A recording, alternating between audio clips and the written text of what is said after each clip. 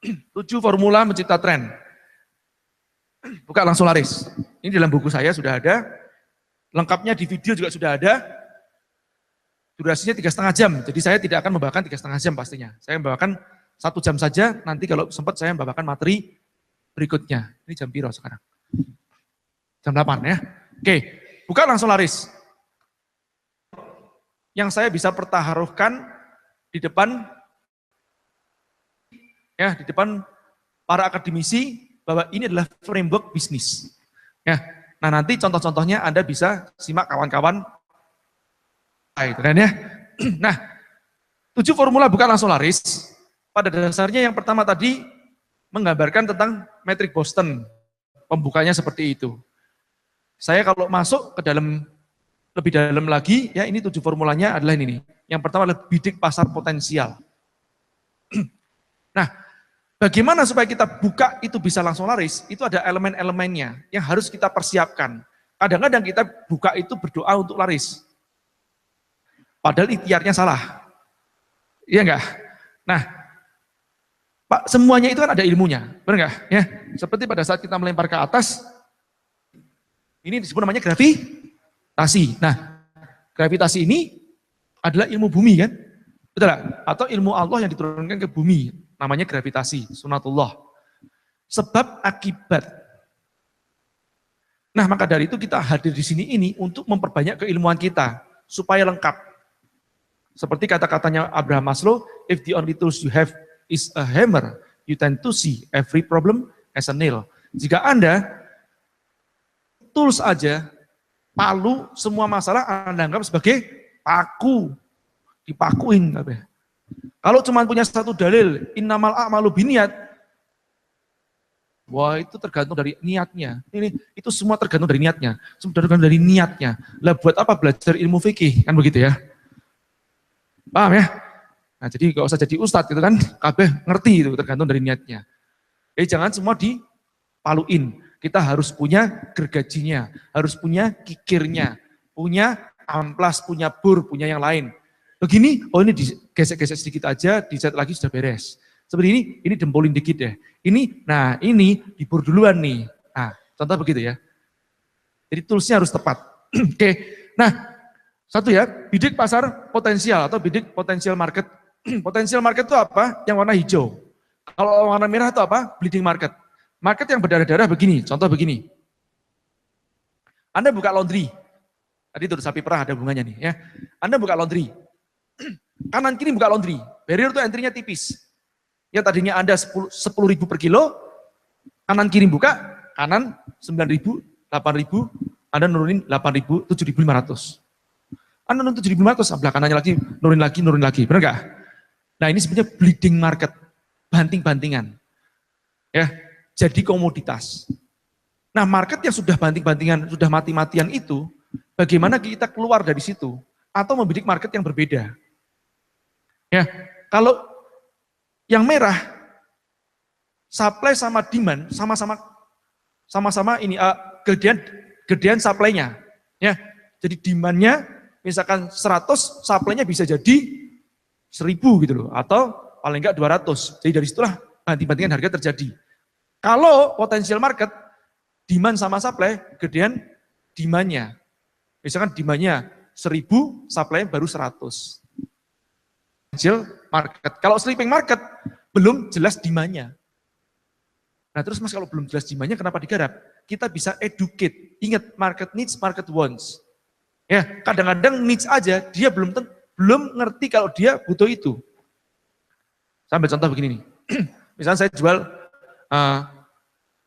suplemen untuk diabetes. Siapa dari sini yang akan membeli suplemen saya untuk diabetes? Angkat tangan. Oh, kan? 1 orang doang, 2 orang aja. 3 orang yang kena diabetes. Tapi kalau saya mengatakan begini, saya buat copywriting nih. Tahukah Anda, 85% laki-laki di atas usia 25 tahun menderita diabetes. Baca nggak ada copywritingnya? Siapa yang di atas 25 tahun? Nah, tertarik nggak untuk baca? 25 tahun men, laki-laki. Tahukah Anda bahwa diabetes bisa menyebabkan impotensi? Langsung angkat tangan semuanya. Ya, benar nggak? Nah ini yang disebut namanya apa? Orang yang tidak ngerti ada problem. Makanya di copywritingnya disebutkan namanya problemnya. Dikasih problemnya, digedein problemnya, dibuat urgent, terus dikasih penawaran obatnya. Ya, kasih keterdesakan, closing kan, call to action kan begitu loh. Copywritingnya seperti itu kan ya, kira-kira ya. Baik ya. Nah, bisa nggak membuat sleeping market? Bisa. Contohnya, mineral water. Aqua pada saat membuat mineral water pertama kali, itu sekitar tahun 72. 11 tahun kemudian, 83, baru dibuat PT-nya. Aqua Golden Mississippi itu, dan baru mulai marak di tahun 83. 11 tahun loh. Ya, bangun market yang tidak ada. Jadi dulu sejarahnya apa? Si pemilik dari Pak Tirto Utomo itu sering kedatangan tamu dari luar. Nah, dari orang bule gitu kan, Londo. Nah, orang Londo ini nggak biasa minum air yang dimasak. Dia minum air yang disuling, disaring begitu kan. Dari situlah Pak Tirto Utomo import mesin untuk menyaring gitu kan. Nah, itulah cikal bakalnya Aqua. Tapi kan cuma buat tamu doang. 11 tahun kemudian dia berhasil mengedukasi market ya sampai menjual waktu itu namanya Aqua lebih mahal dibandingkan 1 liter bensin. Ya kan? Sempat terjadi seperti itu kan? Karena bensinnya disubsidi kan. Sekarang udah enggak lagi. Nah, sekarang semuanya pada masuk ke sana, tapi Aqua tetap nomor 1, sudah menjadi sebut namanya top of mind. Kalau orang bilang, beliin Aqua dong, mereknya 088. Gak jelas ya, saya sendiri tidak mau minum merek Aqua, nggak mau saya, soalnya ada rasa mineralnya itu ya. Jadi saya nggak mau, saya maunya 088, kenapa? Clear rasanya, seger di tenggorokan ya, jadi nggak ada payo-payonya begitu. Oke ya, saya lanjutkan ya. Nah, jadi sleeping market bagus nggak? Bagus, ya. Tapi untuk amunisi Anda harus lebih kuat, gitu kan ya. Baik ya, saya lanjutkan. Kalau Anda tidak benar-benar kuat banget untuk mengedukasi pasar, Anda bagusnya masuk ke disebut namanya potential market. Langsolaris itu tidak menggarap sleeping market. Ingat ya, bukan Langsolaris tidak menggarap sleeping market. Makanya kalau bilang, yuk bisnis menggarapnya, kok yuk bisnis terapi bukan Langsolaris mas, karena saya tidak menggarap pasar di potensial market. Saya menggarapnya di semi sleeping market. Paham ya? Saya mengedukasi. Oke. Nah, setelah Anda membidik pasar potensial, oh iya, pasar potensial itu kayak apa sih contohnya?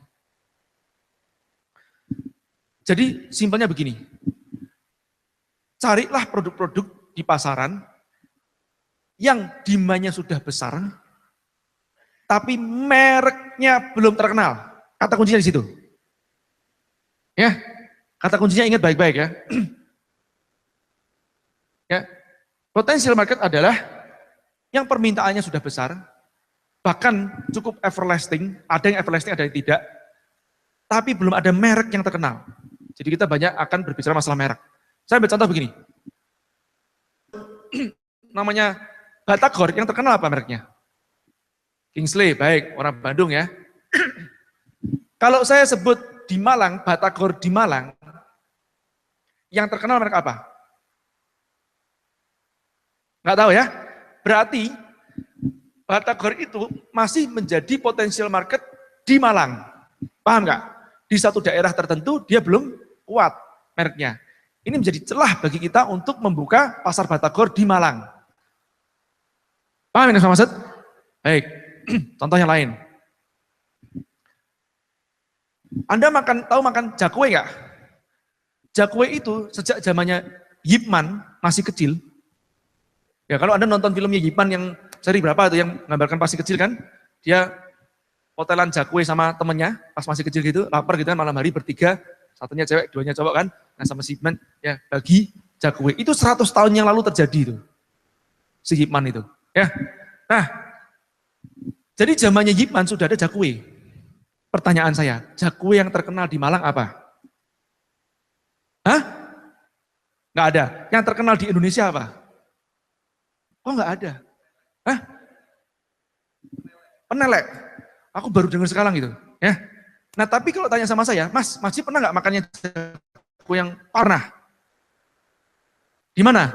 Kalau mau ke Gadok, ke kemana? Mau ke puncak dari Bogor kan lewat Gadok. Nah di Gadok itu ada rumah makan namanya Raffles. Rumah makan Raffles itu jual macam-macam Chinese food. Tapi kalau saya ke sana, saya akan mampir dan beli jakuinya. Jakuinya kriuk, nggak kering berminyak seperti itu enggak. Jadi agak sedikit kayak semi roti begitu, terus dicocol di tempat sambal kacang. Sambal kacangnya dia khas agak ya, kayak sambal otak-otak. Dicocol begitu dimakan.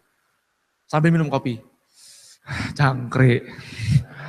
Jangkrik bos. Gitu ya.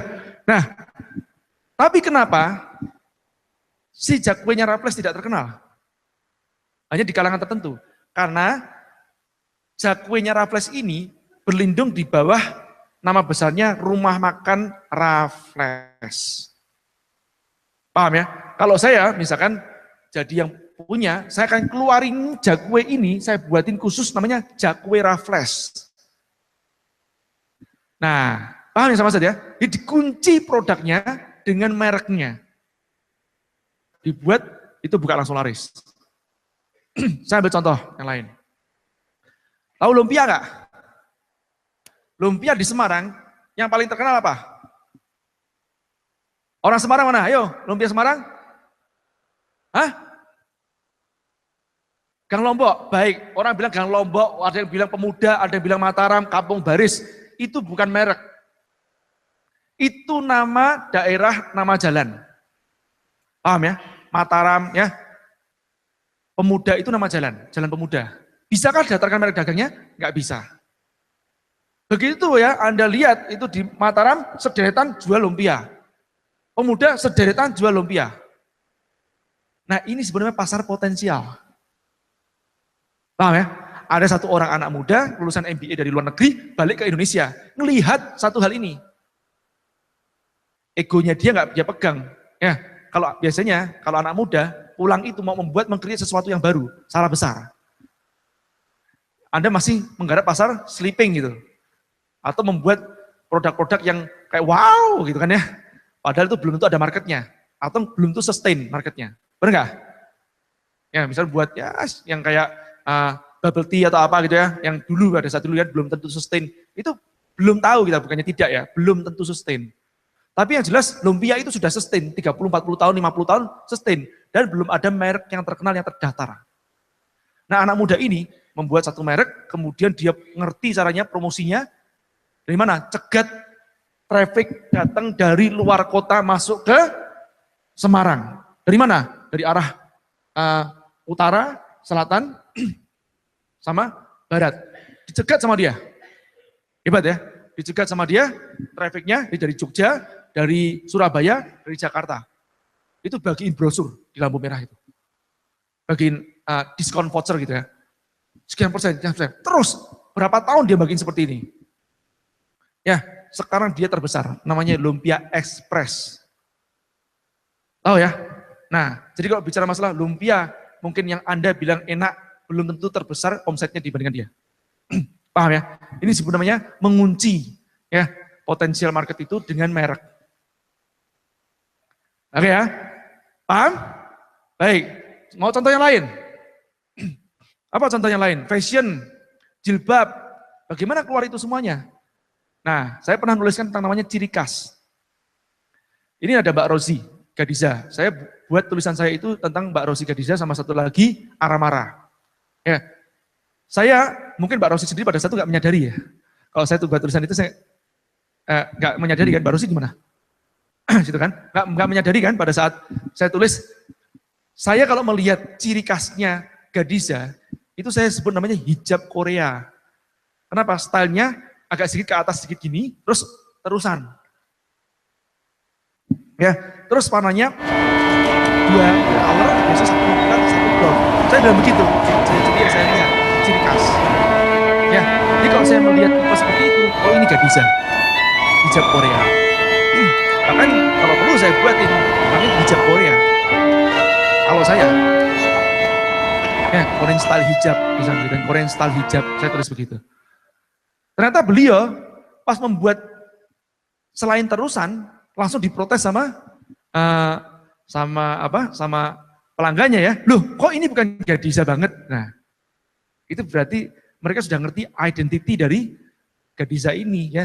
Ciri khas diferensiasi dari Gadiza ini, positioning dari Gadiza ini sudah kuat sebetulnya brandingnya. Ya. Nah, cuman biasanya orang-orang itu nggak sabar. Bangun merek beda sama selling. Mas, omsetnya tempatku lebih gede daripada punya Gadiza, Mas. Ya, tapi brandingmu lebih rendah dibanding Gadiza. Bisa. Nah, kenapa? Kamu jual palu gada, apa lu mau gua ada. Ya, hijab palu gada. Kan begitu kan? Apa lu mau gua ada? Enggak. Nah, Gadiza, Korean style hijab. Aramara, ya, catur hijab. Contoh begitu aja. Ya, Aramara itu ciri khasnya, alumni IKM juga, pakai selalu ada kotak-kotaknya. Motif kotak-kotak dimanapun itu, sedikit pun itu ada kotak-kotaknya. Itu ciri khas. Paham ya kawan-kawan ya? Nah saat ini banyak yang tidak bisa keluar dari persaingan. Kenapa? Karena tidak punya ciri khas dan tidak punya konsistensi dalam membangun branding. Membangun branding itu investasi yang mahal. Makanya ya branding itu bisa jadi lebih mahal. Ya ini intangible asset yang bisa lebih mahal dibandingkan tangible assetnya. Oke ya, saya lanjutkan. Ya, nah jadi itu market potensial. Nah yang kedua, setelah kita membidik market potensial, kita ngerti apa yang mau kita buat. Contoh Jakwe tadi itu, kita lakukan sebenarnya research. Ya, produk yang nganin. Nah, setelah Anda ketemu katakanlah tadi Jakwe tadi itu, apa yang Anda lakukan? Anda coba mendevelop si Jakwe itu. Jadi nggak usah kelamaan. Ingat ya, pendekatan bukan langsung laris, sejalan dengan design thinking, sejalan dengan lean startup. Yang tidak sejalan dengan marketing research konvensional. Ingat ya? Ya kenapa? Karena nggak cocok buat UKM. Jadi nanti ada jangan begini nih. Saya ingin mendevelop suatu Jakwe yang kira-kira rasanya seperti ini. Ya, terus nanti Anda melakukan research nih. Panggil teman-teman, yuk kita FGD. Menurut kamu Jakwe yang enak tuh kayak apa? Uyeng kan? Ya. Terus suruh ngisi kuesioner. Jakwe yang enak adalah gini. Itu semua bayangan ilusi semuanya. Ya, atau Anda membuat Jakwe terus ngumpulin orang-orang ya, 10 orang terus tanyain, gimana menurut kamu? Gimana? Mereka belum tentu target pasar Anda. Paham nggak? Paling gampang uji market itu secara alami. Anda buat Jakwenya, Anda potong kecil-kecil. Buat Jakwenya nih, dipotong kecil-kecil, ya, kasih tusuk gigi sama kasih sambal. Jadi kalau mau nyoba, tuk. Ya, disebarkan di beberapa komunitas yang jangan berasumsi duluan. Berbeda-beda maksudnya apa? Yang tua ada, yang muda ada. Ya, kalau yang penting apa? Harus mampu beli Jakwe itu. Paling penting gitu. Jadi jangan Anda nyebarkan kepada mahasiswa yang pas-pasan gitu, ya. Taunya enak sama enak banget, itu repot banget nanti. Ya, dia biasanya nanti minta tester lagi dong, boleh nggak testernya jangan segini, tapi segini. Mas kalau segini mas, oleh-oleh namanya mas, bukan tester. Ya, nah apa yang Anda lakukan? Anda taruh nih pada saat misalkan mereka pasti istirahat gini ya, ini taruh, dilihat. Paling gampang, kalau misalkan saya jadi bude ya, ini akan saya lihat di masing-masing teman-teman itu, ya.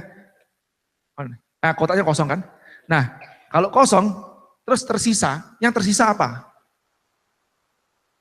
Misalnya saya ngasih 3, ya, 3 1, satunya itu punya kesamaan nggak? Ya, yang 2 punya kesamaan nggak? Atau yang paling laris 1 aja? Ini research nih. Ya nanti ini masuk ke reprofiling sebetulnya. Reprofiling sambungan dengan bukan langsung laris dan sudah saya upload di YouTube ya. Nah, jadi Anda perhatikan nih, contoh nih ya, kalau tadi Jakwe kan, ditaruh sampelnya. Ya, di tempat komunitas, target pasar yang dimaksud ini yang penting mampu beli. Tapi coba duluan, A, B, C, D, coba. Terus diamati dari jauh, jangan minta testimoni. Ingat, ini clue-nya. Ya, jangan minta testimoni, ya, amati saja dengan enak gitu kan. Ya. Terus lihat, kalau ada orang nih makan, terus makan lagi, terus makan lagi. Nah, orang ini lapar. Jangan percaya dia. Ya, jangan percaya dia. Pokoknya, kalau satu orang apalagi profilnya mahasiswa itu ya, terus pas-pasan banget. Nah, ini paling bahaya nih. Ya, jadi hati-hati lo memberikan sampel, harus sesuai dengan target pasarnya. Kalau beberapa orang atau banyak orang makan lagi dan makan lagi, baru disebutnya ngangenin. Paham ya? Ngangenin. Oke. Nah, kalau yang makan sedikit, dia cuma makan satu, dilepeh gitu kan. Ya, minta feedback sama dia. Kalau satu kelompok ngelepeh semuanya, tapi di kelompok yang lain terima semuanya, bagaimana? Artinya ngangenin bagi sebagian kelompok. Contoh begini ya, Anda ngasih ke saya sampel, terus makanan yang berbau susu-susuan sama keju-kejuan, ya nggak saya makan, saya nggak doyan. Ngerti ya? Nah begitu Anda bilang, wih Mas Ji aja nggak mau makan nih, apalagi ini orang lain nih, nggak bisa bilang gitu. Saya bukan target pasar Anda, mereka bukan target pasar Anda, tapi si itu yang nyantol target pasar Anda. Paham ya? Nah kenapa kita mengatakan diberikan kepada beberapa macam komunitas. Ya, komunitas ini maksudnya gini loh, orang yang berkumpul bersama-sama gitu kan ya. Nah bisa juga tidak harus memberikan free sample, bisa dijual. Tapi tidak dengan kemasan yang menarik. Ingat, kalau dengan kemasan yang menarik nanti terjadi selling. Dan menjualnya jangan buru-buru ngerekrut reseller. Perhatikan, pada saat uji ngangenin harus disiplin banget. Ya, nanti Gazen boleh cerita, Bun boleh cerita, bagaimana menerapkan buka langsung laris ini. Oke ya. Saya lanjut ya. Nah, begitu uji ngangenin berhasil, sudah ngangenin nih, salah satu target pasar tertentu, baru kita bicara masalah kemasan. Saya sebut namanya kemasan yang pertama diambil. Maksudnya pertama diambil bagaimana? Produk Anda nanti akan didisplay di rak-rak. Anda harus ngerti duluan. Produk Anda ini, katakanlah gini, punya aku keripik pisang mas, paling enak sedunia saat ini, atau mungkin gini, jangan Anda bilang keripik pisang, mas punya aku keripik jengkol mas, pertama di dunia, paling enak sedunia, nggak ada yang buat lagi. Kalau ada, punya aku ini mas, keripik pete, gitu ya. Nggak ada yang buat, cuma aku doang mas.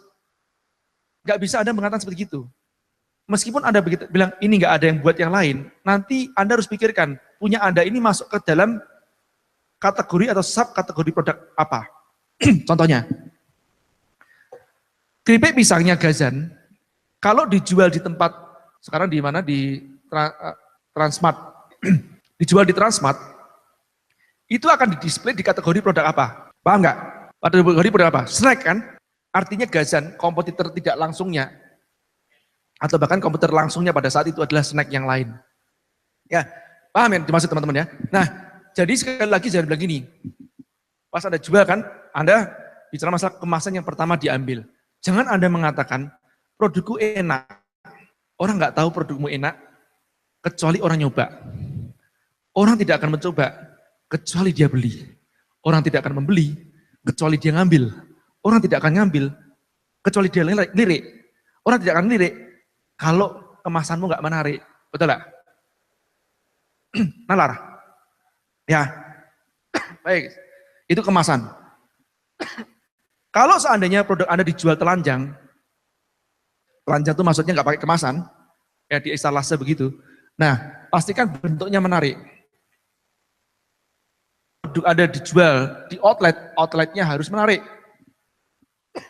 Nah, jangan mengatakan produk aku bagus kan, begitu kan ya. Produk yang bagus sekalipun jika nggak dikemas dengan bagus, ya siapa yang akan tahu? Betul? Ini sebenarnya ada satu film nih, terlewatkan ya. Sebentar ya, saya putarkan filmnya. Nah ini Josh Bell. Josh Bell ini seorang pemain violin dengan bayaran $1.000 per menit. Memainkan violinnya aja bisa buat pensiun, $3,5 juta. Ya, violinnya paling enggak ya 50 miliar ya, bisa buat pensiun violinnya doang. Nah dia ditantang sama Washington Post. Kamu kalau tampil di tempat konser, oke lah orang dengerin kamu mau bayar $1.000 pun mau gitu kan ya. Sekarang kalau kamu mainnya di tempatnya lorong kereta api, kira-kira lorong stasiun, kira-kira berapa orang yang akan ngasih duit ke kamu dan berapa jumlahnya. Dan yang terjadi ya seperti ini.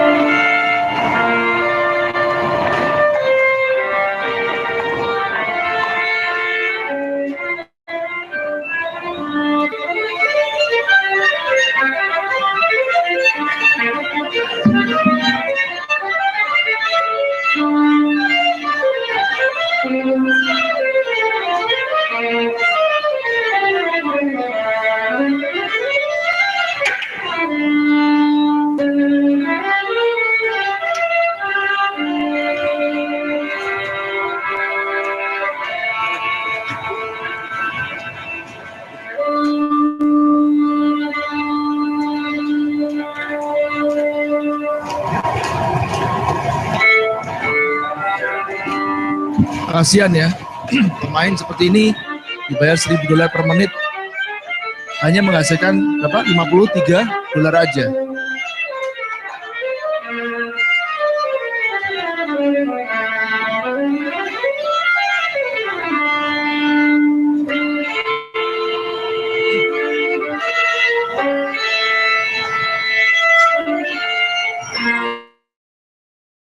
Nah, ibu-ibu yang bawa tas kresek itu yang tahu dia siapa, yang lain nggak tahu.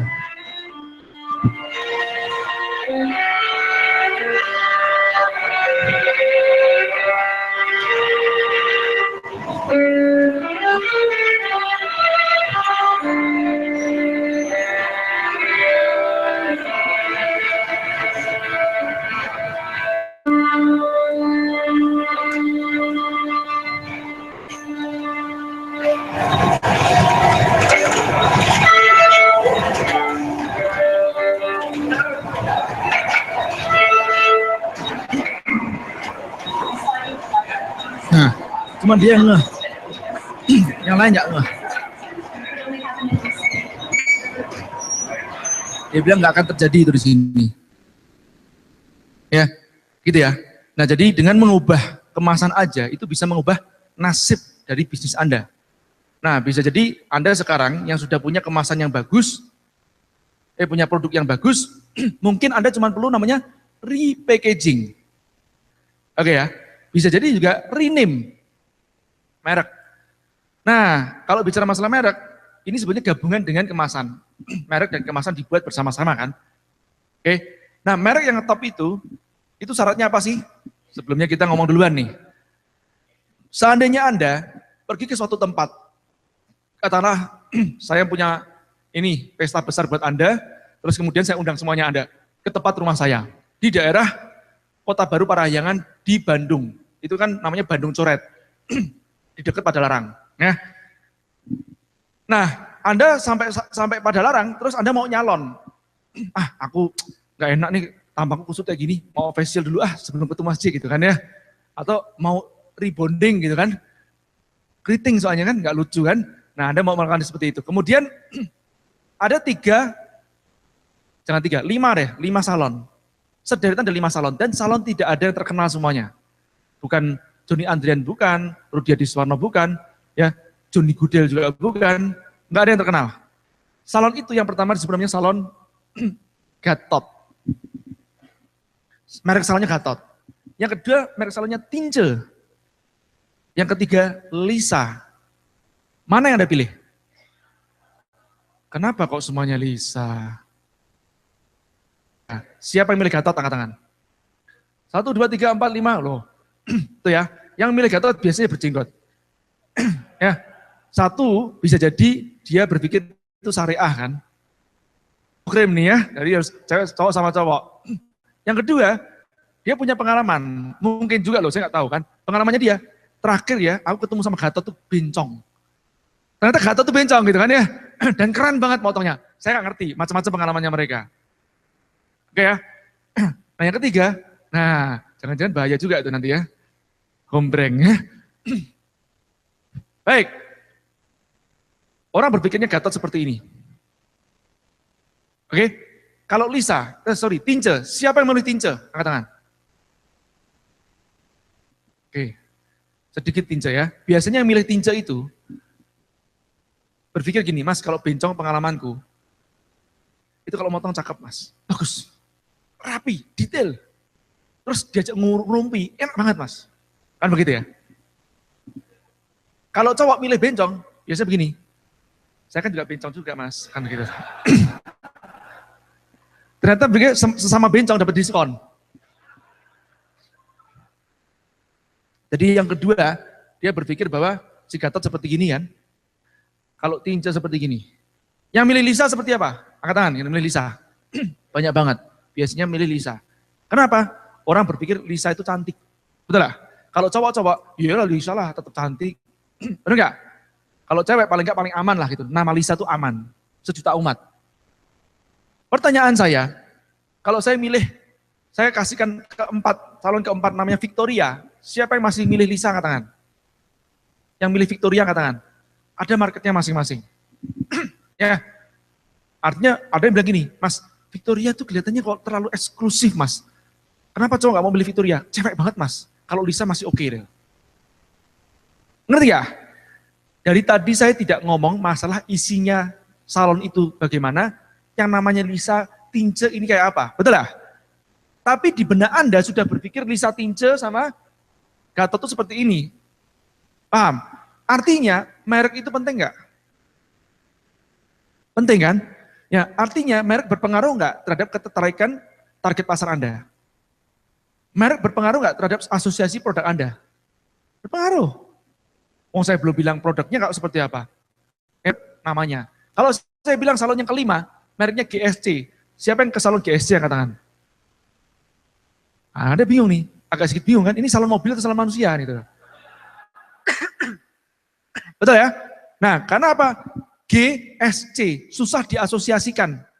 Konsonan ketemu konsonan, susah diasosiasikan oleh sesuatu. Oke ya, saya balik. Ya. Nah, yang celakanya lagi nanti, pada saat GSC itu ternyata terkenal, karena word of mouth, kembali lagi, bisa si GSC terkenal? Bisa. Tanya kuat, ngangenin, dari mulut ke mulut, meskipun mereknya jelek, ya, didatangi sama orang. Yang celakanya apa? Lo besok kalau mau nyalon, ya, di Jalan Jenderal Sudirman, ke salon GSC. Oh siap. Jalan Jenderal Sudirman, salon GSC. Enggak taunya gara-gara pun salon buka salon semuanya. Dan tulisannya SGC, CGS, CSG, SGC, GCS. Anda milih yang mana? Bingung ada. Lu tadi yang mana tadi ya? Benar nggak? Singkatan konsonan ketemu konsonan, susah untuk diingat. Paham nggak? Nah, maka dari itu, tips membuat merek yang bagus itu seperti apa? Nah, inilah merek yang ngetop. Unik, sesuai dengan target, diucap, diingat. Jangan Anda bilang gini, Mas, merekku unik banget, Mas. Prak cepat becus. Hah? Ulangi lagi. Prak becus. Hah? Anda begitu seneng nih, mau googling aja susah nih. Prak, becus. Ya ampun, googlingnya coba kemungkinan salahnya berapa banyak? Besar banget kan, paham nggak? Nah, jadi merek itu harusnya mudah diucap, mudah dituliskan ya kalau sekarang. Ya, mudah digooglingkan gitu loh. Paham ya? Mudah diucap, mudah diingat. Hindari singkatan konsonan ketemu konsonan. Bakpia Patok yang paling terkenal, yang pertama, yang original pertama, nomor berapa? Nah, 25 paling banyak kan? Padahal yang pertama 75 loh, lebihan. Ya, 25 yang terakhir mempopulerkan. Ini kasusnya serupa sama Lumpia Dilihat. Lumpia Express tadi kan. Ya. 25 yang mempopulerkan, 75 ya, yang pertama, lebih awal. 25 yang mempopulerkan. Sekarang ada 25, 145, 185 ya. Enggak jelas tuh. Ya, jadi hindari angka ya, dalam pembuatan merek. Mas, itu Esteller 77 gimana Mas? Karena tidak ada yang membuat 88. Paham nggak? Ya, kalau ada yang buat 88, yang 88 lebih menang daripada 77 kan? Ya kan, angka hoki kan? Kalau buat 99 kan QQ kan menang dia. Ya, yang lain kalah kan, kena QQ. Ya, hindari angka. Saya mengatakan hindari loh ya. Tidak saya larang, hindari. Hindari konsonan kenapa? Mas, HSBC itu terkenal. Ingat ya, HSBC itu singkatan dari Hong Kong Shanghai Bank kan. Ini institusi yang tidak dibuka setiap hari sama orang. Begitu dia buka HSBC, laku. Kanannya buka HBSC. Enggak lah, bang nggak buka setiap saat, tahu nggak? Tapi kalau salon, ya, cakwe, ya, itu bisa setiap saat orang buka gitu loh. Barrier tuh entry-nya tipis gitu. Paham? Oke, baik, lanjut.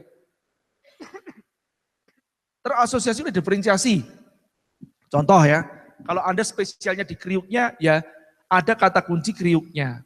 Misalkan cakwe kriuk anu, kan begitu ya.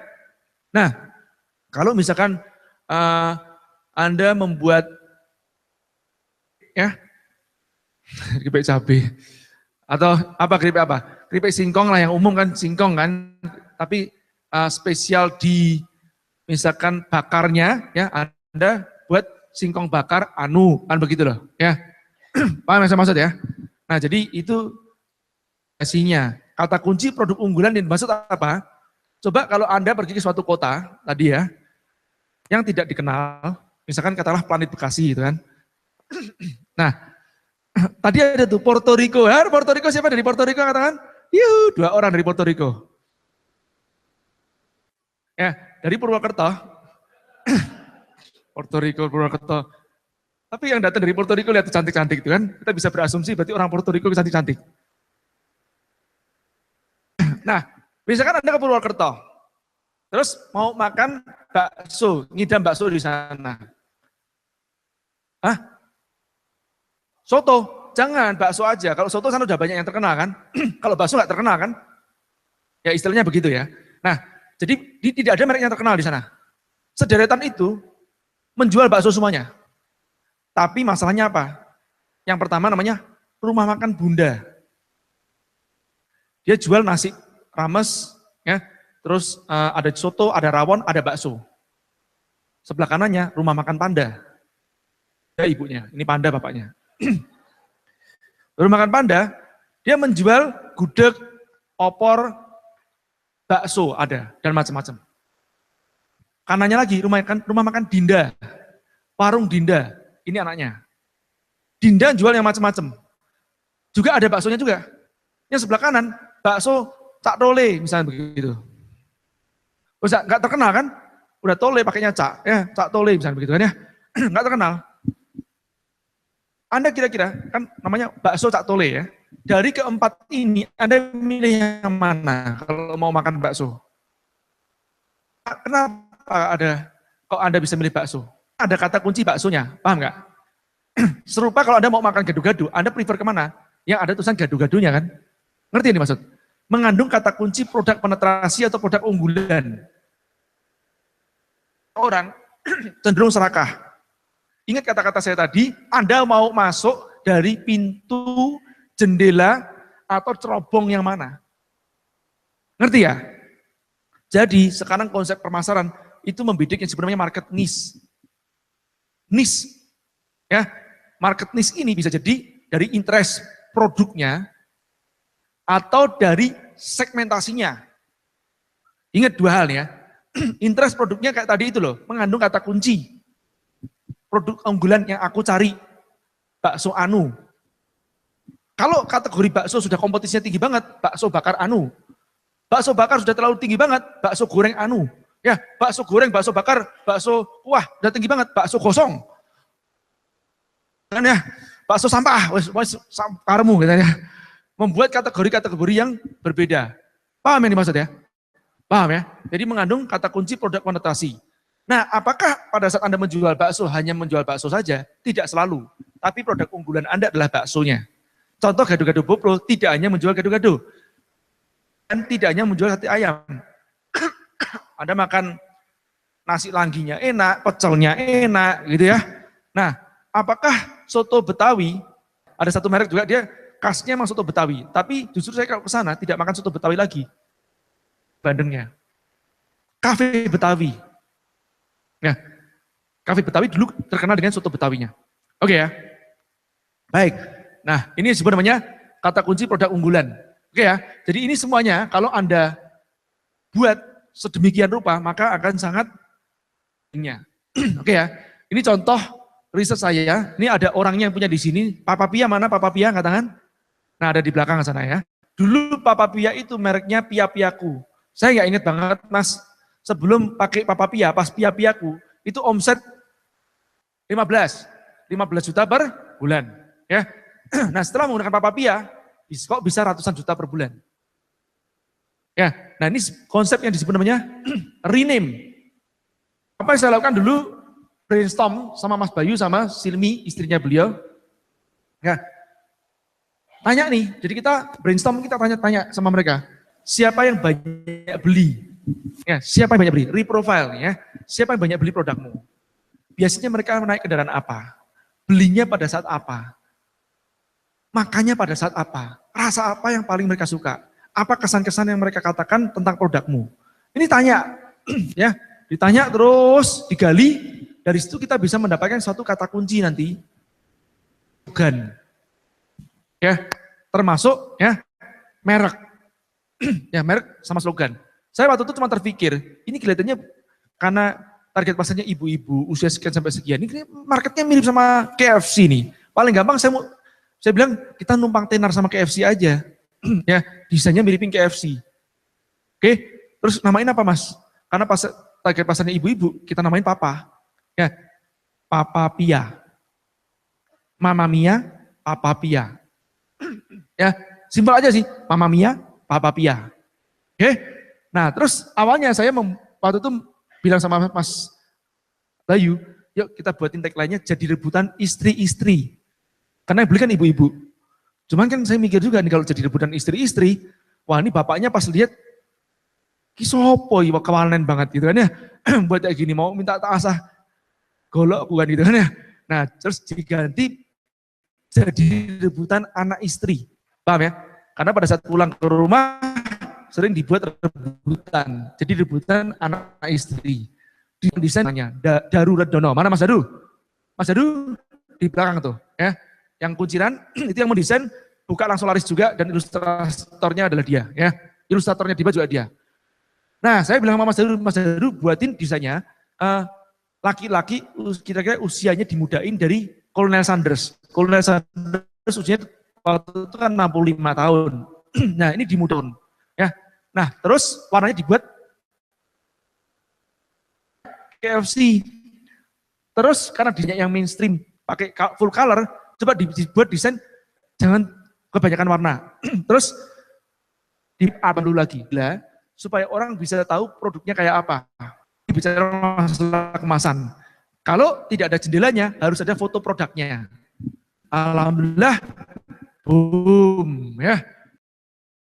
Yang ngetop membuat orang penasaran, simulasi merek dan kemasan yang ngetop membuat orang penasaran untuk mencoba. Tapi ingat, balik lagi dan balik lagi, ngangenin. Jadi hierarki 2, 3, 4 itu hierarki. Artinya urutan yang nggak boleh Anda pisahkan. Ini satu paket kesiapan produk. Kalau 4 ini dijadikan satu, disebut namanya product market fit. Anda sering dengar kan? Product market fit. Produk yang fit to the market. Kalau enggak, Anda akan ngoyo Anda banyak dari teman-teman begini, Mas, kemasanku seperti gini Mas. Kamu enggak peduli masalah kemasanmu duluan. Kamu udah testing market duluan belum? Ya, buat kemasan cakep-cakepnya, ya, marketnya tidak fit, tidak siap terima, edukasinya babak belur. Paham ya? Bisa nggak? Bilang enak, enak bisa gitu loh. Yes. Kalau kita bilang namanya tai kucing gitu kan. Ini coklat, ini coklat, ini coklat, ini coklat. Anda butuh waktu 10 tahun lebih gitu loh.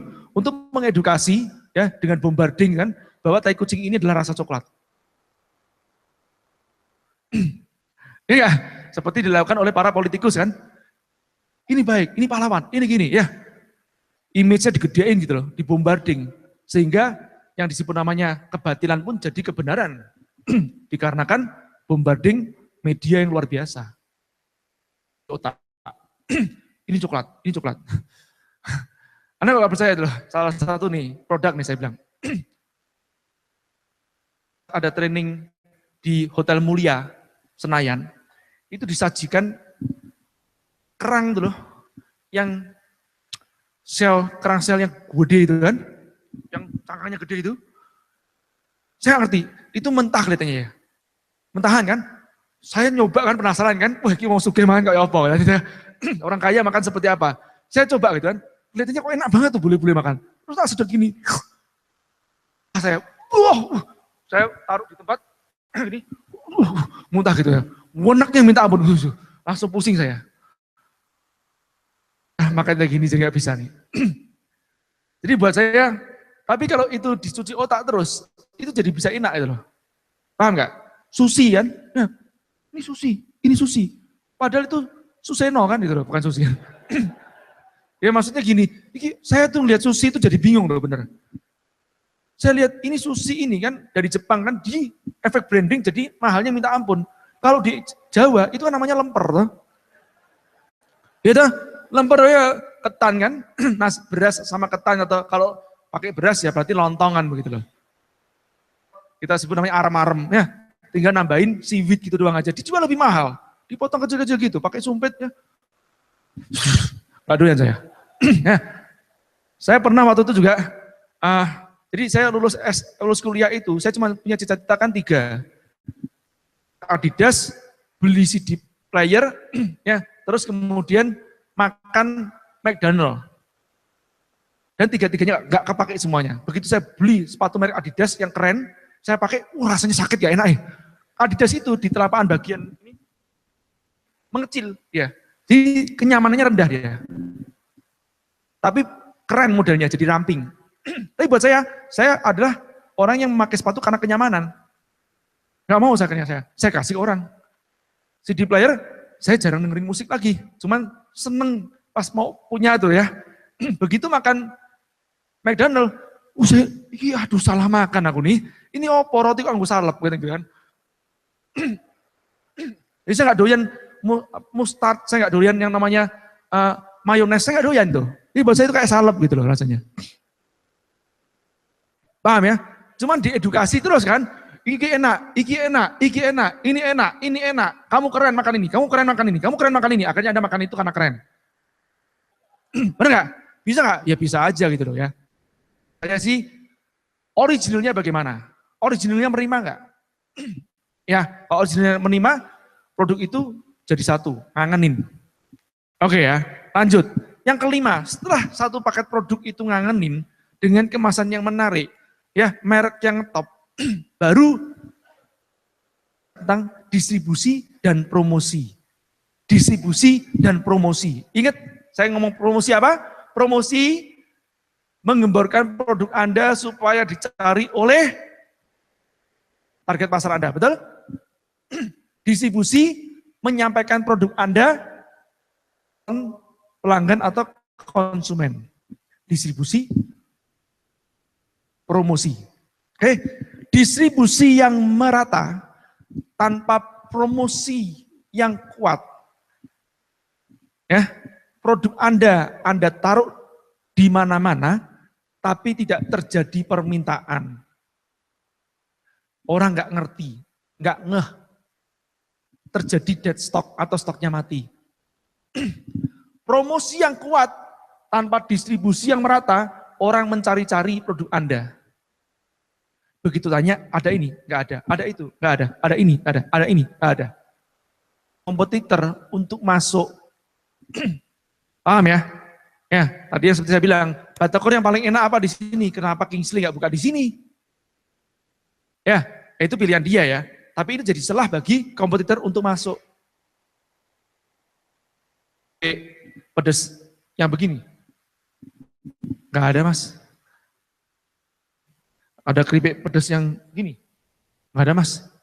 Adanya begini. Ada keripik pedas yang begini, nggak ada mas. Yang begini. Oke, berapaan sih harganya? 18.000. Ah sudahlah coba. Lalu dia coba, jangkrik enakan yang begini daripada yang begini. Misalkan dulu itu contoh kasus. Jadi jangan sampai Anda bilang begini nih, wah produkku banyak kosong di pasaran, laris tuh. Goblok. Ya kok bangga kamu ya. Saya dulu pernah ngikut om saya. Jadi om saya ini, saya itu adalah istrinya tante saya kan gitu ya. Tante saya itu sepupunya mama saya. Nah kira-kira begitulah hubungannya ya. Jadi om saya ini dulu, dia disebutannya cap kaki tiga se-Indonesia. Dulu mereka bertiga kan, joinan, terus akhirnya pecah masing-masing. Beliau nih, namanya Om Herman. Pada saat di Batam, saya masih kerja di Batam, di Astra. Nah, terus Om Herman ini datang. Tak jemput. Terus dia ngajakin, Jeh, keliling yuk, keliling. Ya, terus, Jeh, berhenti bentar. Dia ke warung, dia tanya, ada cap kaki tiga? Dia beli. Terus datang lagi ke tempat, satu lagi, ada cap kaki tiga? Dia beli. Dia tanya gini, Om lagi ngecek apa Om? Aku lagi ngecek availability. Paham ya? Ketersediaan stok. Oh gitu. Kenapa emang Om? Nanti kalau sampai ini stoknya nggak merata, ini aku tanda nih, 1, 2, 3, sampai batas tertentu, orang ini bisa kena penalti nih. Distributor areanya kena penalti. Kenapa begitu Om? Lah, kalau enggak nanti produk lain bisa masuk J.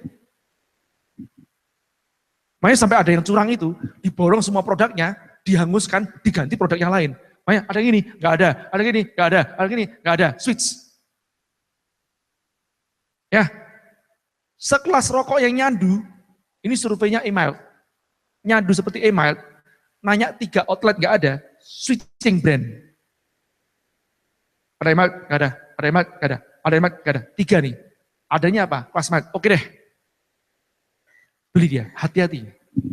Ya, barrier to entry-nya tipis soalnya. Kalau Anda tanya gini, ada tas merek Louis Vuitton yang harganya sekian kan, ya, ratusan juta. Nunggu 2 bulan. Nggak mau nunggu 2 bulan. Sakarepmu, kamu mau nggak mau ya kamu beli yang lain. Nanti ya, collection item. Mini Cooper, 5 bulan, nungguin. Tadinya dia 2 bulan, tungguin. Pak, maaf Pak, terlambat Pak. Ya sudah, apa dayalah gitu ya. Pak, Bapak gimana duitnya mau dibalikin? Enggak. 5 bulan Pak, ya sudah gitu loh. Ditungguin gitu loh. Ya, kenapa? Barrier to entry-nya tebel. Ngerti ya? Jika produk Anda barrier to entry-nya tipis, jangan sok-sokan, produkku langka. Kan habis. Wah hati-hati tuh, jadi celah bagi kompetitor buat masuk. Paham ya maksudnya? Ya, distribusi penting ya, promosi juga penting. Nah, distribusi ada online, ada offline kan? Offline distribution, offline promotion. Ya, ini dilakukan oleh konvensional. Online promotion, ada produk-produk, contohnya begini nih. Masih, produkku itu bubur ayam. Target pasarnya mahasiswa. Kalau mahasiswa berarti netizen kan? Tapi kan aku nggak bisa mengirimkan produkku ke tempat mereka. Jadi aku promosinya secara online, tapi aku jualannya tetap offline. Paham ya? Nah, kalau yang ini, ini baru jarang nih. Ya, distribusinya online, tapi promosi offline, jarang. Saya belum menemukan ya. Yang paling sering, yang ini nih, online dan online, yang sekarang marak. Oh, cepat banget leverage-nya, online-kanlah produk Anda. Nanti ada caranya, kayak sekarang ya. Nanti hari kedua, ketiga, online-kanlah produk Anda. Jadi bagaimana membuat unit satuan online produk Anda. Supaya nanti produk Anda ini tokonya bisa dibeli 247, 24 jam, 7 hari dalam seminggu, running terus tuh orderannya. Masuk nanti ada trik-triknya, nanti kan saya bicarakan untuk yang produk-produk termasuk yang tetap harus offline distribusinya, tapi semua ordernya bisa online. Nanti hari besok-besok ya, ke-3 ke-4 mungkin ya, atau ke-5. Ya, saya lanjutkan. Nah, 9 saluran distribusi dasarnya adalah yang pertama konvensional. Ya, pabrik, distributor, pengecer konsumen. Seperti apa produknya? Consumer good. Konvensional distribution terkenal. Karena apa? Mahal. Ya, dan dimiliki oleh para konglomerat-konglomerat. Perusahaan-perusahaan yang gede-gede. Yang kecil-kecil ada nggak? Ada sih. Ya, tapi tidak semerata mereka. Biasanya perusahaan-perusahaan F&B konvensional seperti ini, ya, P&G ya, konvensional seperti ini, mereka itu mendistribusikan consumer good, ngiklannya pakai media TV, ya. Nah, saluran alternatifnya adalah franchise. Kenapa franchise sangat marak? Karena distribusi alternatif yang low budget, high impact. Bahkan kalau sudah jadi namanya no budget, high impact. Kenapa no budget? Karena dibayarin distribusinya oleh orang lain. Orang lain. Mas, promosinya dari mana, Mas? Pada dasarnya outlet yang kita buka juga menjadi sarana promosi bagi kita. Contoh begini, aku pernah lihat loh outlet kebab-kebut di mana-mana loh sekarang. Oh iya, itu promosi kan? Ya.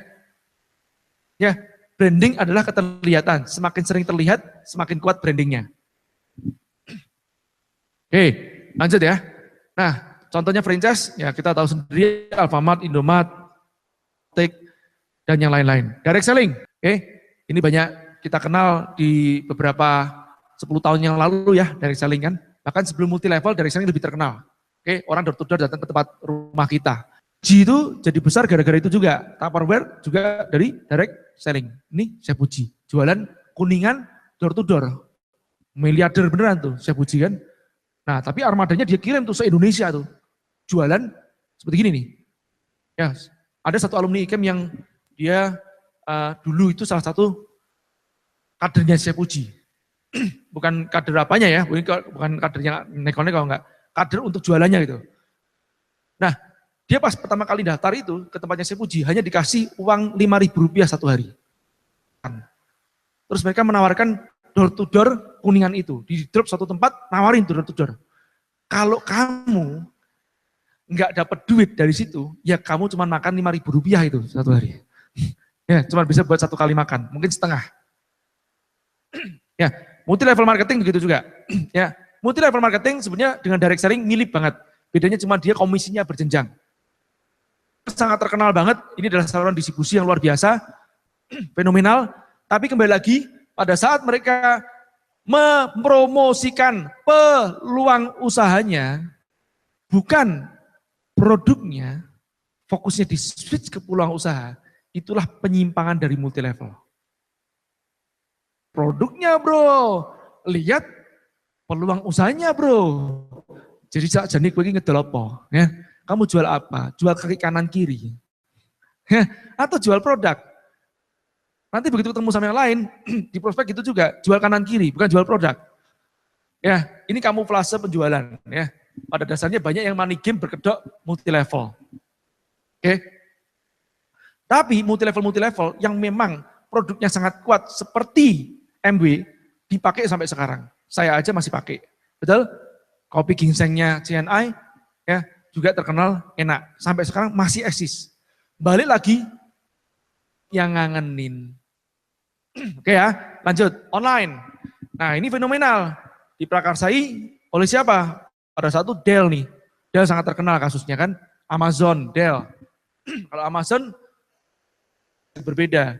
Nah order PC pertama kali adalah Dell. Tapi balik lagi. Ini adalah saluran distribusi sementara. Begitu nanti sudah mulai marak, mereka tetap harus mengkombinasikan dengan konvensional.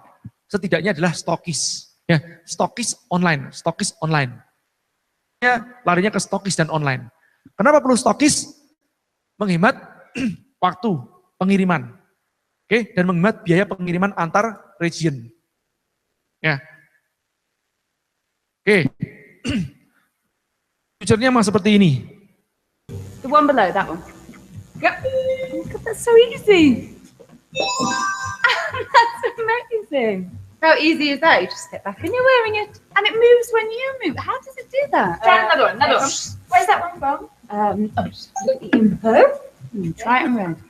It's like your own personal shopper. It's perfect. Shelley.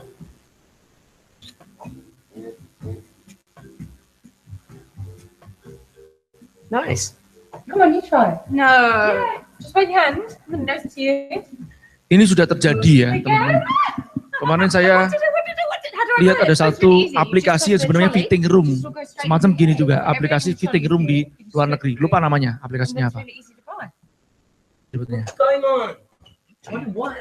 Jadi nanti orang akan belanja online lebih banyak dibandingkan belanja offline. Ya, disebut social shopping. Ya, kenapa? Karena orang nanti yang menilai temennya untuk dibeli atau tidak. Ya, cekrek, di share yang banyak like yang dibeli. Ya, semuanya dicoba-coba duluan. Ya, jadi online ini di depan mata. Online itu bukanlah tren, tapi future, bahkan sudah current nih sekarang. Terakhir data yang terakhir 2017 data yang terakhir ya dari 2016 yang diambilnya itu pembelian retail online di Indonesia dia sudah di angka jadi sudah di atas 1,5 belanja di Indonesia retail online-nya ya. Jadi offline-nya itu retail online sudah di atas 1,5%. Jadi naiknya sekitar rata-rata 40% per tahun. Ngeri ya. Reseller, tapi masih kecil memang. Reseller itu contohnya seperti ini ya. Jadi orang beli duluan kemudian di resell, dijual. Termasuk dalam kategori reseller. Acai Berry ya, dulu juga terkenal dengan reseller. Wardah juga terkenal dengan resellernya. Dropship bedanya apa? Kalau reseller itu nyimpan stok duluan dan barangnya lewat dia, kalau dropship langsung dikirim dari sana. Nah, kenapa dropship? Karena varian produknya banyak. Kalau reseller varian produknya tidak banyak. Varian size, contohnya kalau sepatu kan size-nya banyak banget. Jadi orang cenderung ke dropship dibandingkan reseller. Oke ya. Telesales ya. Ini seperti Pizza Hut delivery ya. Diantar. Ini menghemat space gitu kan. Dan sekarang telesales ini sudah bisa digantikan sebetulnya dengan namanya GoFood. Food ya. Telesales sudah digantikan dengan namanya GoFood. Dengan adanya GoFood asal yang penting GoFoodable ya atau Gojekable sama Wazeable. Ya. Nah, Google juga sudah ada Google Business kan yang ada location bisnisnya. Kalau searching nanti sebelah kanannya ada lokasinya, ada klik sudah bisa langsung drive atau telepon langsung dari Google. Canggih banget sekarang tuh ya. Kalau nggak ngikutin wah ketinggalan ya. Affiliate sedikit berbeda. Affiliate tidak terkenal karena affiliate adalah gerakan underground. Ya, pada dasarnya affiliate itu publisher, mempublish suatu link, kemudian dari link tersebut orang beli. Tuh, contohnya apa? Amazon yang mempopulerkannya. Agoda yang kita tahu juga iya, ya. Ubistore juga pakai, ini Ubistore yang lama, sekarang yang baru sudah lebih bagus. Ubistore juga menggunakan affiliate. Ya, di Indonesia belum banyak banget lah pengguna affiliate. Saluran promosi, ya, kembali lagi bisa offline ataupun online.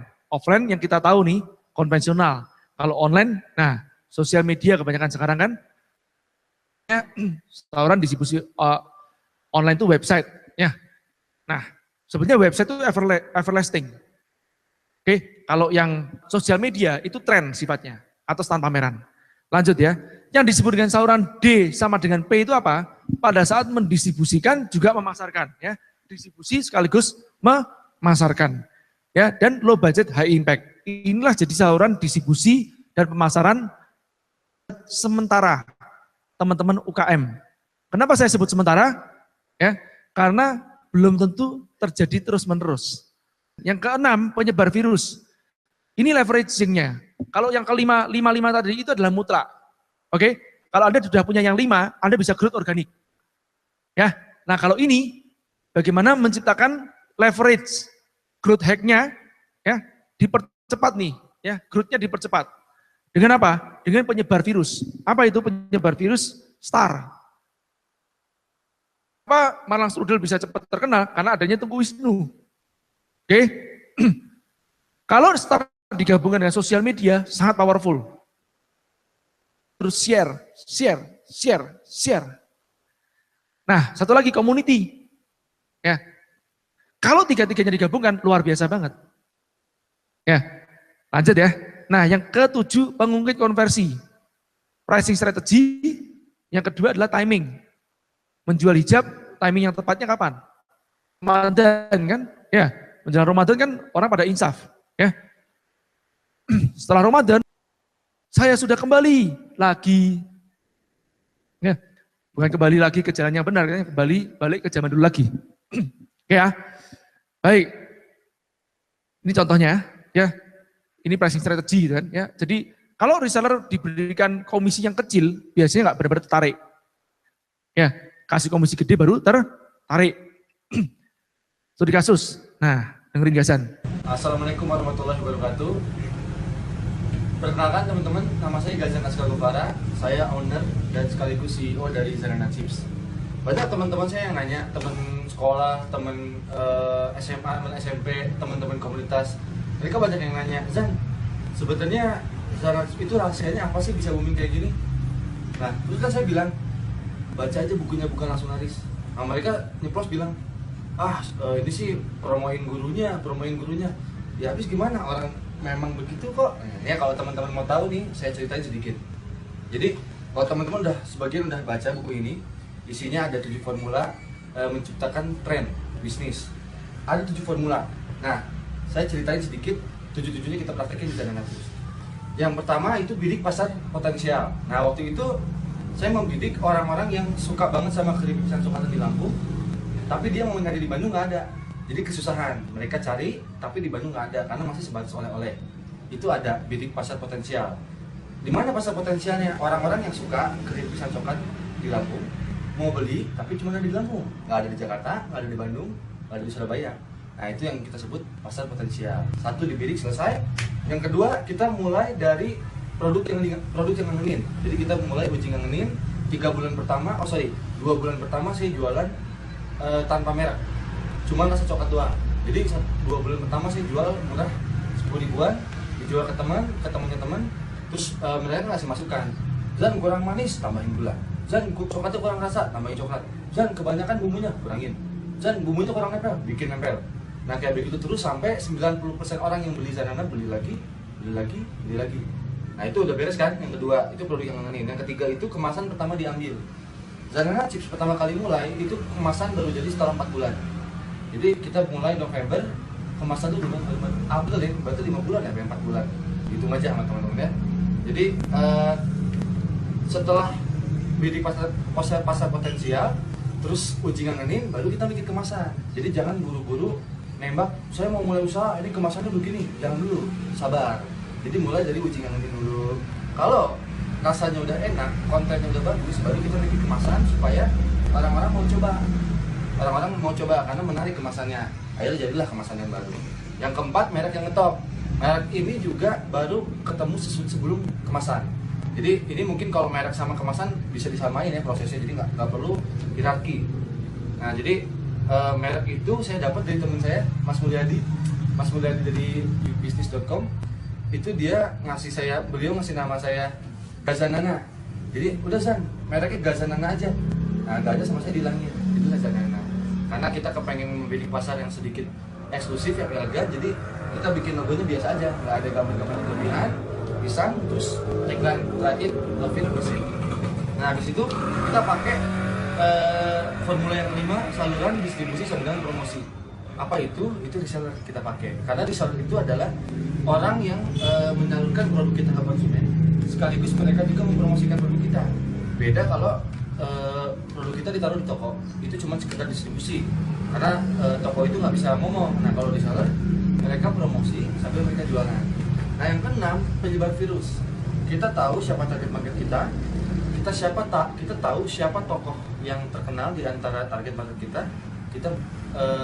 Kita pakai influencer gitu loh. Jadi kita pakai strategi endorse artis di Instagram. Jadi kita punya satu segmen itu punya idola. Nah idola kita endorse. Wah ini Zanana Chips enak banget loh. Jadi kan followersnya si endorser itu adalah target market kita.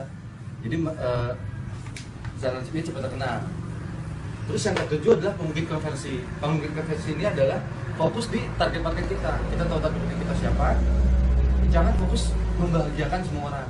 Jadi pemungkit konversi ini lebih ke memangkas sesuatu yang tidak penting. Jadi kita fokus ke tujuan aja. Nah, semua yang saya lakuin itu ya memang bukan langsung laris. Dan saya pun membuat Zanana Chips Boeing itu ya bukan langsung laris. Jadi bagaimana ya? Mau dibilang promosi ya nggak promosi juga. Kayak gitu loh. Jadi teman-teman, kalau sekali lagi ya, kalau teman-teman nanya, Zan apa sih rahasianya Zanana Chips? Ini, gak ada yang dirubah sama sekali, udah ikutin aja dan tekun. Itu aja teman-teman, sharing dari saya sedikit. Terima kasih sudah menyimak. Wassalamualaikum warahmatullahi Yo, tepuk tangan dong. Buat Gajan. Baik, satu lagi Bun, boleh maju nggak Bun ke depan Bun? Ini juga Bun juga mempraktekkan buka langsung laris nih. Dia tapi bukan sama saya langsung nih ya, dibantu oleh Gajan ya, dimentorin oleh Gajan nih. Ada produknya? Ya ada. Cool, dia alumni YA Angkatan 4, IKEM Angkatan berapa Bun? IKEM? Ya. IKEM 29 Mas. 29 ya. Sekarang Oke. 100-an ya berapa? 130 ya salah ya. Kira-kira 130. Ya, silakan Bun. Oke. Bawang maniak. Jadi bawang maniak ini penjualannya 800 botol. Kecil ya. Cuman kenapa 800 botol ini spesial? Karena 800 botol ini adalah penjualan di bulan pertama. Penjualan di bulan pertama. Apa yang saya lakuin? Ya itu, cuman baca buka langsung laris. Terus diikutin satu-satu, ya udah laris gitu doang. Nah, boleh lebih enaknya sih pada keluarin HP, buka Instagramnya, searching di situ bawang maniak. Pada punya Instagram kan nih? Ini di hipnosis nih. Oke, dapat. Bentar dulu Mas, kan masih baru buka tadi. Oh, baru buka. Buka. Oh iya iya. Masih Nanti buka. ketahuan di situ ya. Di scroll di bawah. Terus di follow. Habis itu order. Jadi di situ saya sengaja nggak ngilangin rekam jejaknya bawang. Jadi bawang maniak itu sebelumnya kakak saya duluan yang jual. Saya nggak jualan, saya nggak ikut jualan.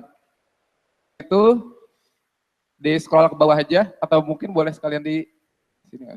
Di scroll ke bawah itu ada kemasan yang lama dengan brand yang lama. Dengan brand yang lama.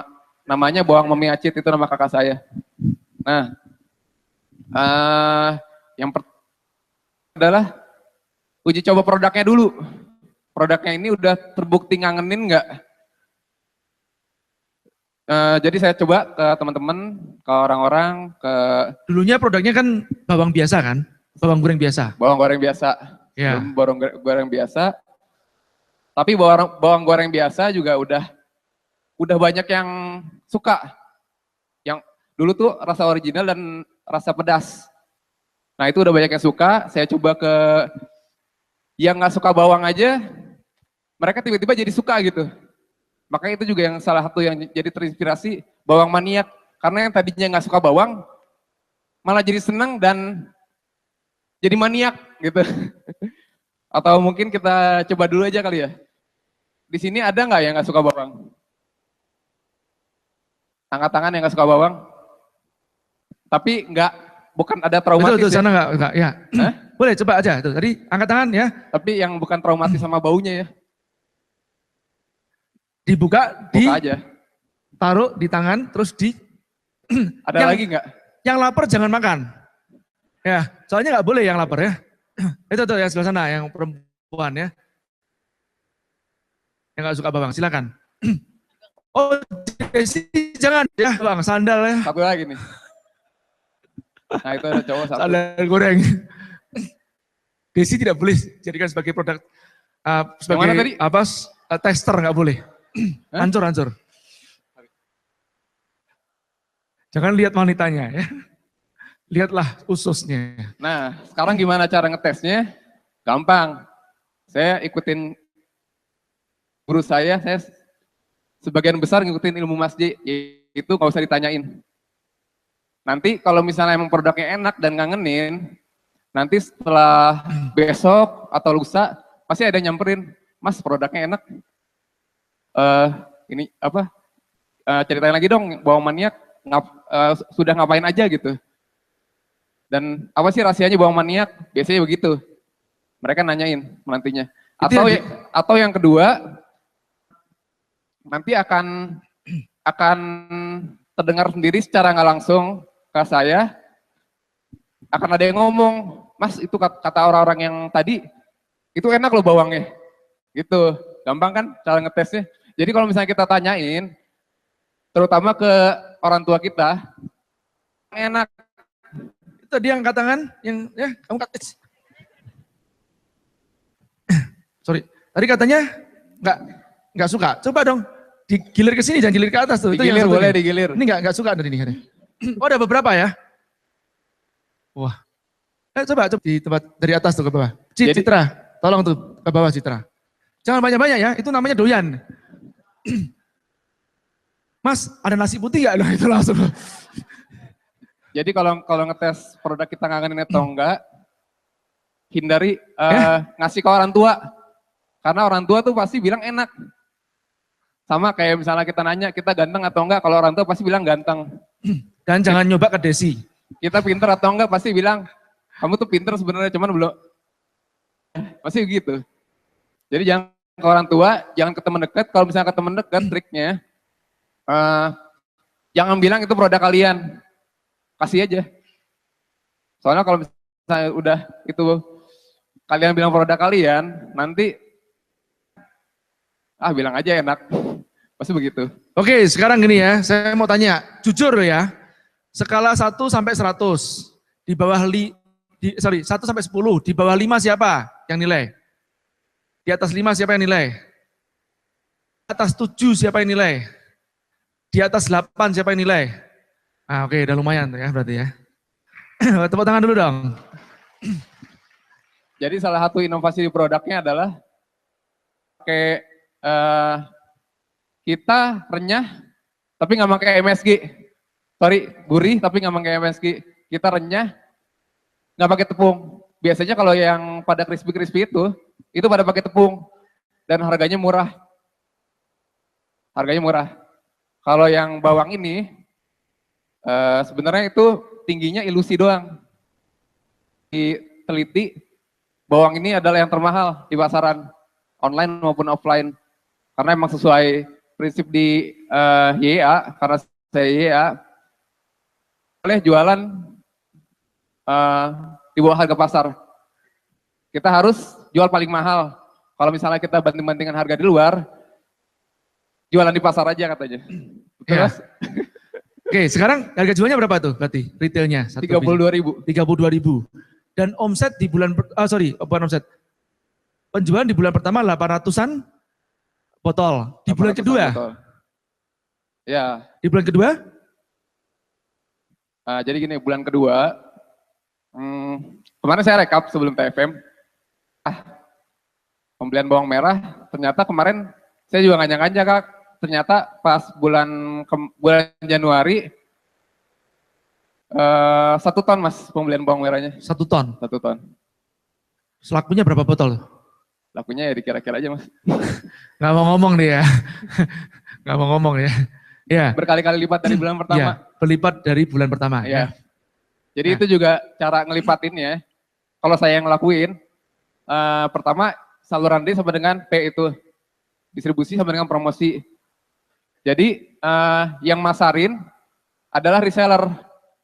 Kurang lebih sama kayak Gazan, karena saya juga banyak ngikutin Gazan juga. Nah, jadi gimana cara reseller mau jual, oke dulu. Kedua, packingnya harus bagus. Ketiga, gimana caranya resellernya gampang ngejual.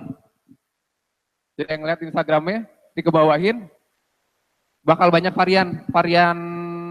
Jadi ada 100 gram, 200 gram, 500 gram, yang untuk bisnis model sebelumnya. Nah, dari yang 120 gram ini, ada level pedas. 1, 5, 10, 15, 20, dan seterusnya. Ntar 500 gram, sekian. Jadi akan pilihannya banyak banget. Nah, kalau misalnya yang ini, saya konsep, cuma 1 botol, dan harganya 32.000. Jadi reseller gampang gitu. Reseller gampang jualnya, dan produknya oke, jadi market repeat order. Gitu sih.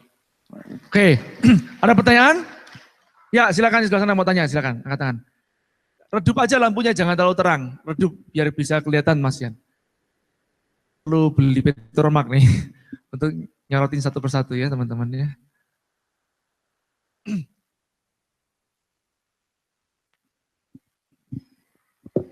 Assalamualaikum warahmatullahi wabarakatuh.